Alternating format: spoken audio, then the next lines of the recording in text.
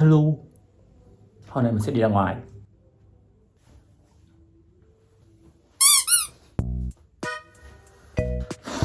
Let's go. Đi dục rác nữa nè mấy bạn ơi. Vừa nhìn lại đồng hồ bây giờ là 9 giờ, trời ơi. 9 giờ nữa. 9 giờ ra ngoài đường làm gì nữa trời, bị ngáo hả? Giờ đi ra ngoài kia là ngồi có một xíu 10 giờ rồi. Có ra không ta? Phải đi lại. Lấy em một ổ bánh mì thịt nướng à? Dạ không trứng à? Có cho em một xíu ớt thôi. Hôm nay mình sẽ ăn bánh mì thịt nướng.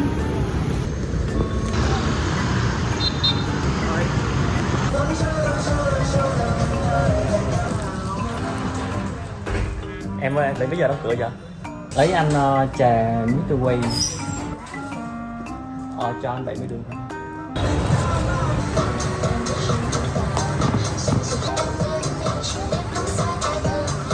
Cái đầu bánh mì nó khô bật bố luôn.